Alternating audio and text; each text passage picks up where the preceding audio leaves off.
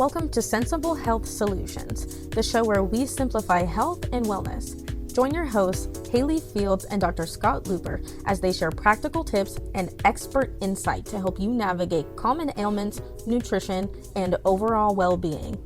Tune in for straightforward advice that empowers you to live a healthier life. Hello, Dr. Luper. Good morning. Good morning. How are you doing? Good. I'm doing good. I'm doing tip-top. Good. So I noticed that your face is a abraded. little scratched. Yeah, what happened? Well, I was going tubing down the side of a mountain. So yeah, on the snow. Yes. Yeah, not. Yep. Yeah. We got drug up to the top of these mountains, or these foothills to these mountains, with snow machines, and then me and my daughter would send it downhill on a tube, and one of the sleds, I crashed into a tree. So turns out trees bite. That'll do it. When you hit them going really fast. I went down a hill on a rail sled with my grandson on my back, and then went around a corner, and then ended up flipping, and ended up landing on top of my grandson, who at that point probably weighed, 50 pounds. So good news, he wasn't crushed and destroyed. Yeah. He had to cry a lot, though. Yeah, good news is my girl didn't get hurt. I took the tree for her, but still scary. You know, I rolled out of the snow, she rolled out of the snow, and my face was covered in blood, so that must have been an image. Amazing how faces bleed. You know, this is a good segue. I mean, this is kind of a gruesome beginning of our show, but it's a good segue into our topic, which is the change of season and new beginnings in exercise. Ooh, yay! We love talking about exercise. So the snow's going here. It's funny because the rest of the world doesn't have any snow. We still have 1.5 feet on the ground right now. I mean, it's quick. It's melting pretty quickly. Yeah, a week ago it was 3 feet. I can see my yard. Oh, you live in a different world than I do. There's no yard in my house. Oh, okay. Yeah, the snow's all piled up high and deep. There's the pile in front's about 5 feet deep. Okay, yeah. Well, yeah, you're anyway, a little bit higher. We have a weird place, and the rest of the world is in like 70s and sunny, and they've gone through stages of flowers already. So we just live in different places. Nonetheless, there's this change of season upon us as a world, and with change of season is an opportunity to do exercise in a different way.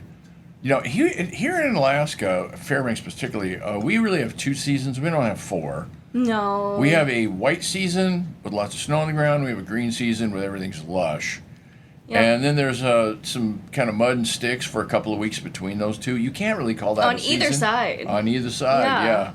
Mud and sticks. Mud and sticks, yeah, because the leaves all fall off the trees and we have a bunch of sticks, or the leaves haven't come onto the trees and we have a bunch of sticks. And then there's a lot of mud. Guess what I noticed yesterday for What's the that? first time? I noticed tree buds. Yeah, I noticed them this morning driving in. Those sneaky little buds. I know, and they're great because in about a week they'll all burst, and then we'll be in the green season. So we're about a week away. This marks the 2.5 week span of watching them rapidly blow up. Oh yeah. You don't think it'll be a week? I would give it 2.5. I would give it 2 to 2.5. Holy moly, we should take a bet.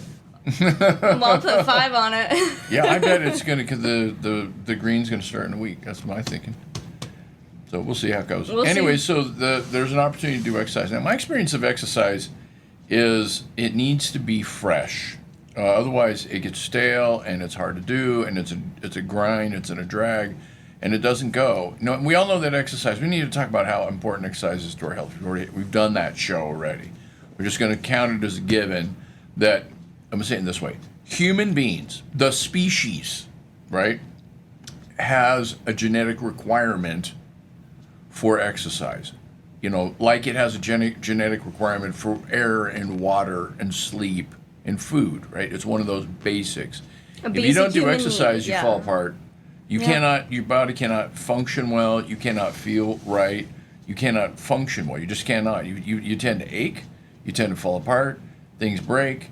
You know, there may be the rare exception of somebody who is able to not exercise much, but I don't know any of those people. I mean, maybe I'm I thinking mean, maybe, a princess in a book. Yeah, maybe like the people who don't live active lifestyles, who are just, continuously sedentary.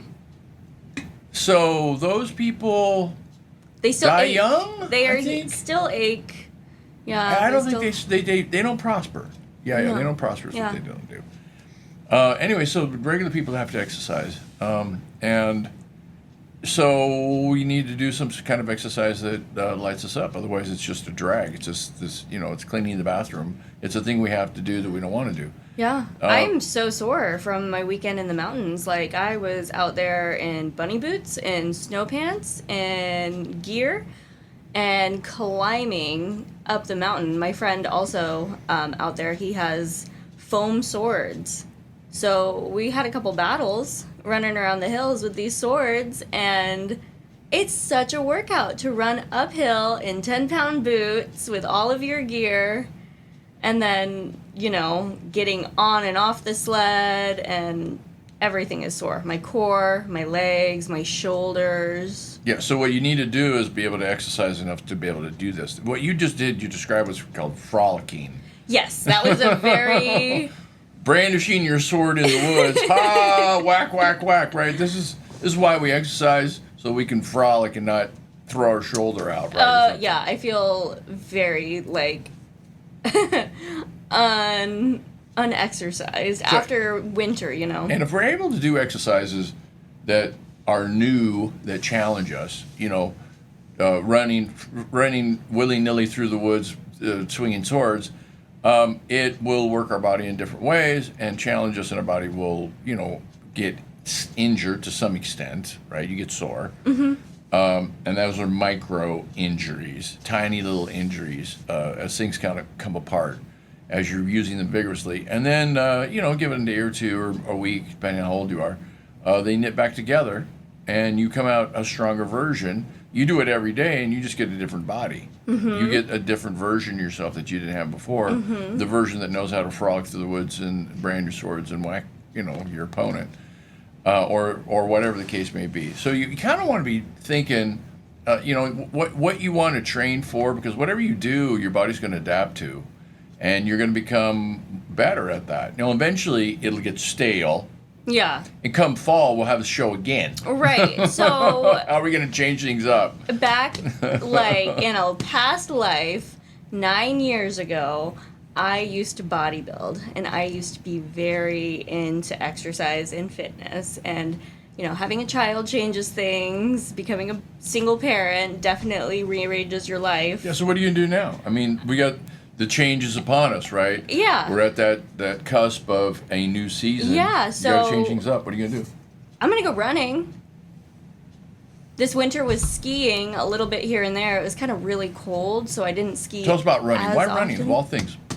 Wait, let me make the anti-case to running. Running is painful, it's hard, it's boring.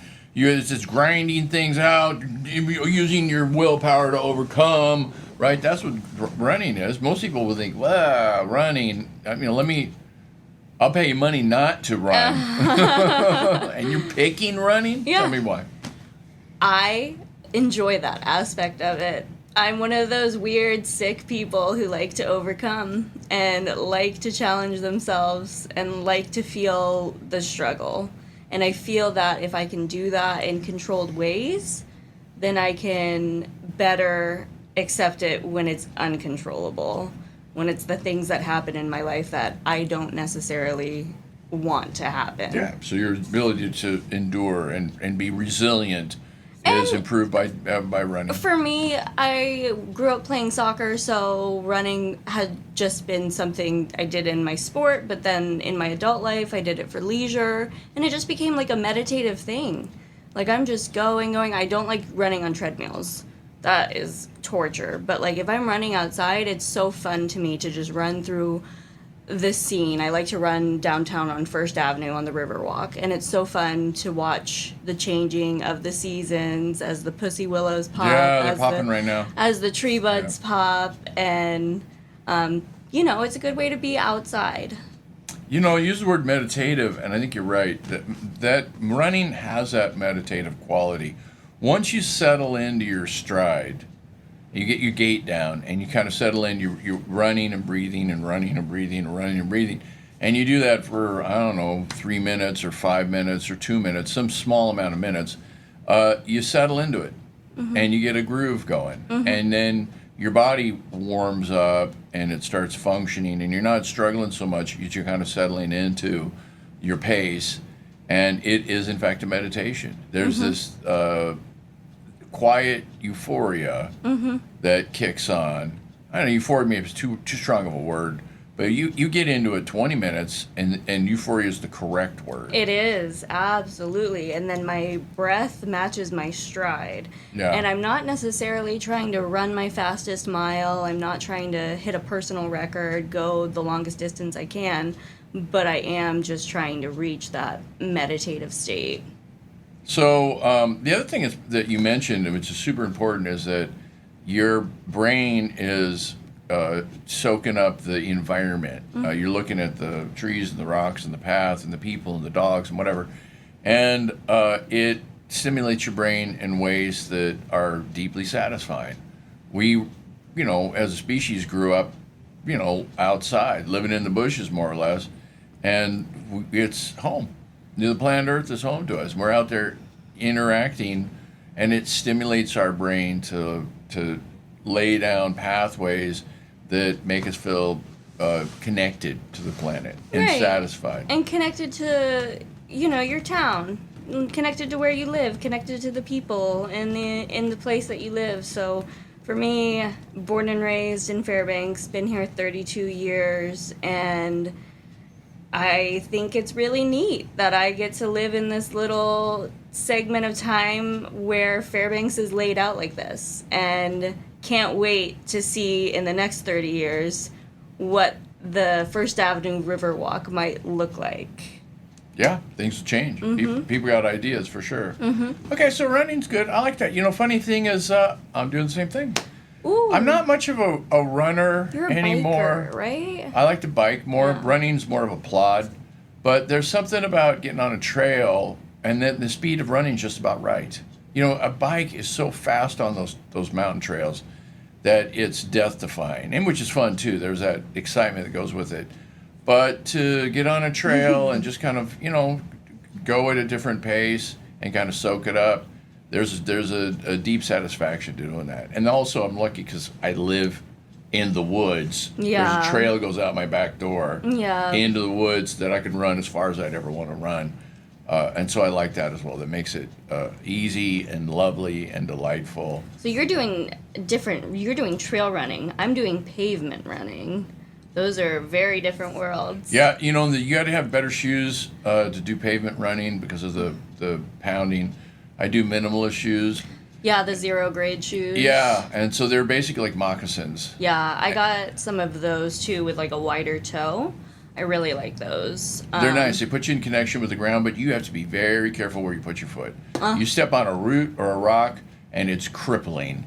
Oh, you use 0 grade out on the trail? Yeah. Okay. I use 0 grade in town.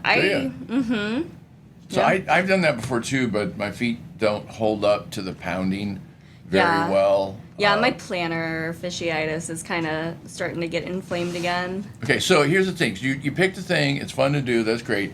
Let's talk about options and other kinds of things to do. Let's widen the conversation. Well, you mentioned biking. Yeah, hold on. I'm going somewhere with this one. It's that what I want to talk about is setting it up with joy, setting it up so that you have a better life, setting it up to where you look forward to the thing that you're going to do, setting it up to where this term becomes important to you and it becomes a thing you look forward to.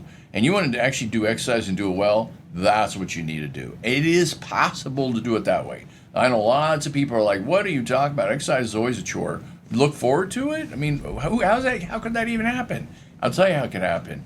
If it turns out your social circle depends on your exercise, and a lot of times people do, then it turns out to be an absolute joy. You look forward to it because you get to meet with your peeps. And I think Fairbanks is a really good town for that. Fairbanks has a lot of different options for social exercise. We have a couple cycle gyms in town that also provide strength training. We have several yoga studios in town that also provide Pilates classes. So a lot of these different gyms in town are giving a wide range of exercise and also building community, which I think is pretty incredible. Given how small Fairbanks is, it's pretty amazing how many different Sure enough. gyms and clubs there are. Yeah, and yeah, then yeah. also, like, outside of these official gyms, there are, like, bike clubs or ski clubs or...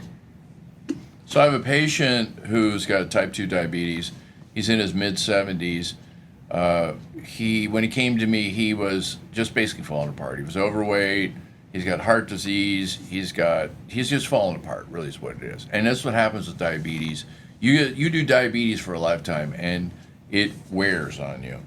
And so I talked to him about exercise, and he was like, oh, I hate exercise. I don't want to do exercise. I just want to do things that are useful. If I'm gonna use my energy, then I want to actually build something or make something. I'll do yard work, or I'll build a house. He was in the process of building a house in the woods, and that's the correct use of exercise. And I said, yeah, notice how your shoulders are, notice how your hips are, notice how your knees are. You're falling apart. This is not a good way to do it. This is just called wear and tear, is what it is. So we negotiated, and I sent him to one of the local gyms, Red Strength. I could use tell them I don't get any money from them from doing that. Just let people know they got a good gym.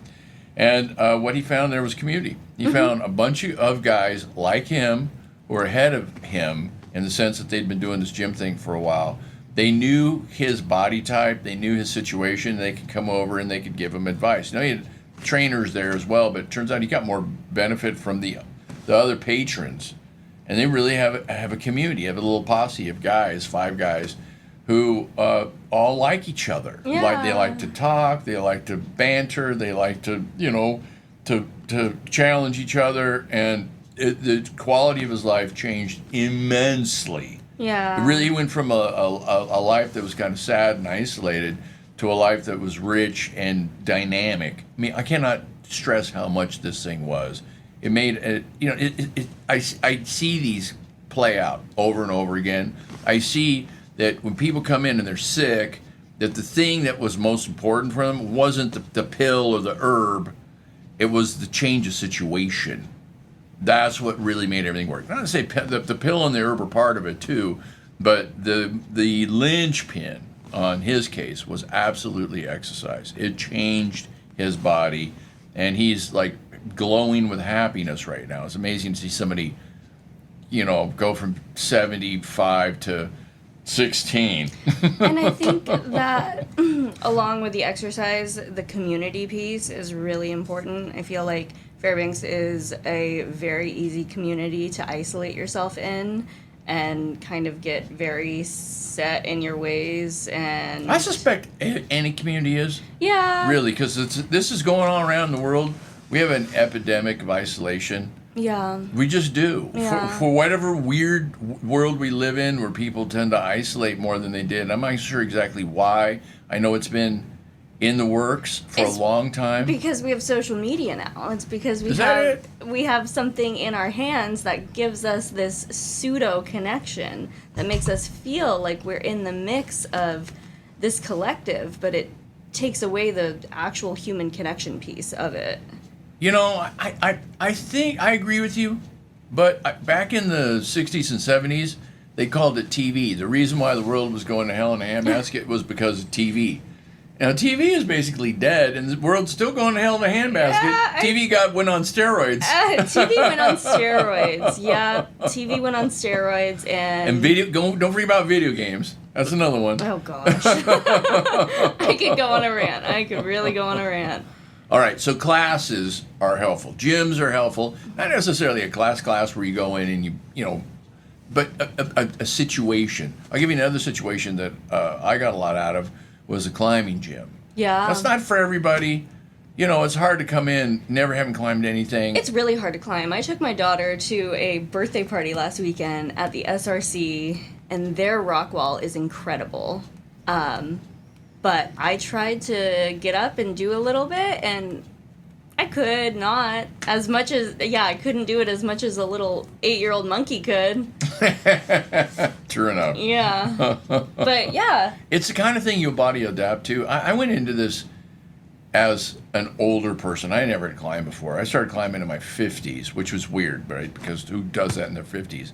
But I got decent. I mean, I wasn't ever very good, but, you know, good enough to climb, good enough to go up to send the routes and, you know, learn how to do it better, learn how to kind of use my body better. My body changed and it adapted to it. But more than that was my skill sets. I kind of learned how to move my body in a way. That thing where you grab it and you pull it up, and you like that. Yeah, that is exhausting. You're going 30 seconds tops doing that. The thing is, you long arm it, and then you keep your arms long, and you turn your big muscles to be able to go up the wall. It's a different way of moving, not necessarily intuitive, but you can do it, you know, for, you know, a lot longer. So there's a technique, and that comes from the community too. The people there, God bless them, would say, Scott, you're hurting me. Here, let me show you something. And I was like, okay. And I was like, well, that's weird. I never thought of it that way. Let me try. And sure enough, there it was. I was going to the top now and ascending things that were beyond my reach before. So like that. Community is really good. And then the thing, it's a kind of a lame story I just told, but the essence of that story is I did a new thing. It was hard. And then afterwards, I felt like enlivened. I felt like, wow, this is really great.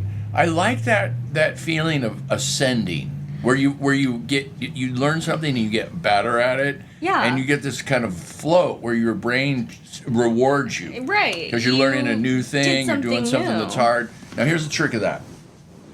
You got to try something that you don't know how to do. And that is hard. It's scary. Yeah, because now you're bad. Yeah. You're a beginner. Yeah, I look at myself and I'm like, oh, I'm 32 years old and I'm trying to learn this. That's silly. I'm not 8 years old. I can't just get up there and do it. But now hearing you do it because at you're 32. 50, You seem so young. Oh, it seems so old. But, you know, you inspire me to get out there and try rock climbing.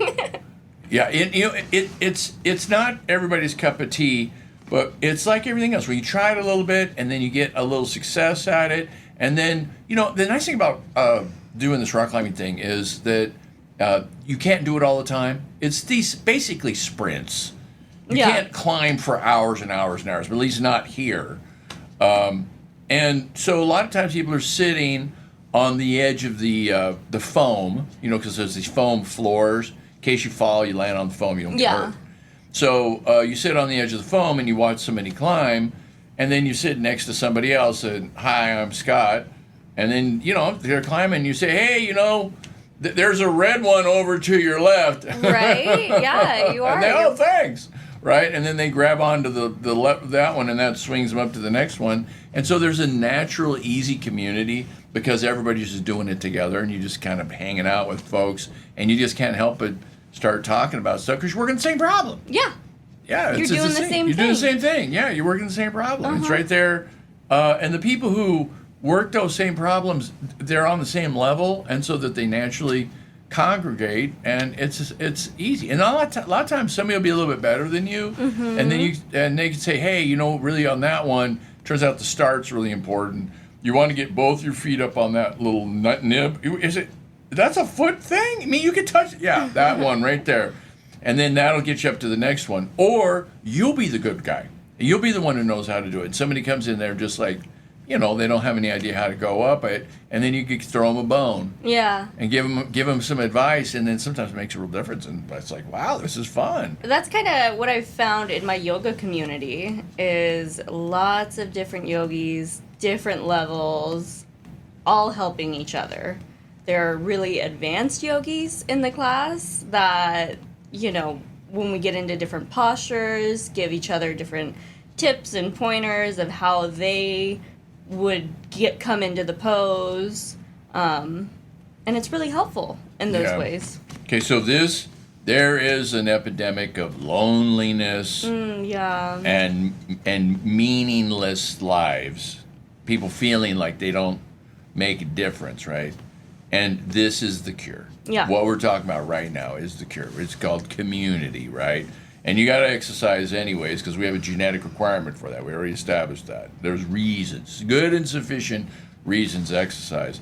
Now, if you can set your exercise up and get in some community at the same time, that's great.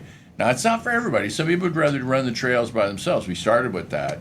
And yet, I'm out, running lately, up and down the road, mostly because the trails are also covered with snow. But there's community in running too because they got this race coming up, the Chena River Run that the Downtown Rotary Club sponsors. Patrick and I signed up for it. Patrick's my 10-year-old, and it was funny. Is that a 5K? It's a 5K. Yeah, okay. It's easy schmeezy. So I talked to Patrick and said, "Hey, Patrick, I want to do this run. You want to run with me?" No. I said, "Okay, so now you have to go to that meeting that's going to be 4 hours long that Mom's doing out in North Pole." He says, "Sign me up." Yeah, let's do it. Me and Addie actually ran the Midnight Sun Run last year.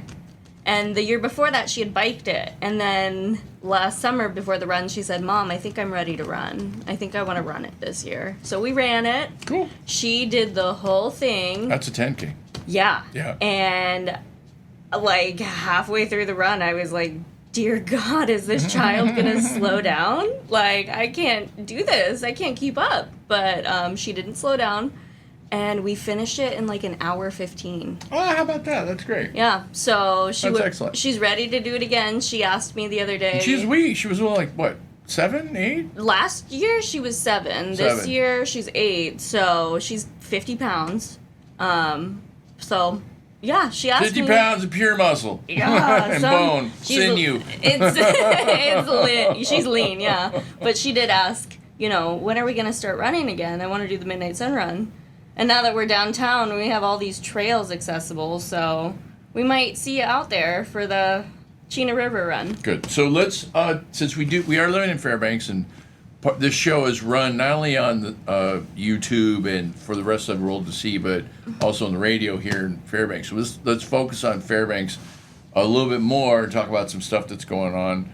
Rumor has it that Women on Wheels is back up and running. Nice. They took a break for a year. Women on Wheels is a biking organization of women who ride bikes, Women on Wheels. Okay, so all ages? Yeah, all ages. And what kind of ride bikes? Here's the thing. Like No, riding bikes? All ages of people, of women who can ride fast. Okay. This is the downside to this. There are these women who like to ride fast and they like to go together, and that's what Women on Wheels is. So just let you know, if you're starting out, Women on Wheels is not the group for you. If you're just starting out and you want to just do a group ride, what you need to do is hook up with the Ladies of Leisure. Oh, the Ladies of Leisure. Okay. Yes, the Ladies of Leisure. By the way, they lie. They're not very leisurely. They're not as leisurely as their name would give you the impression.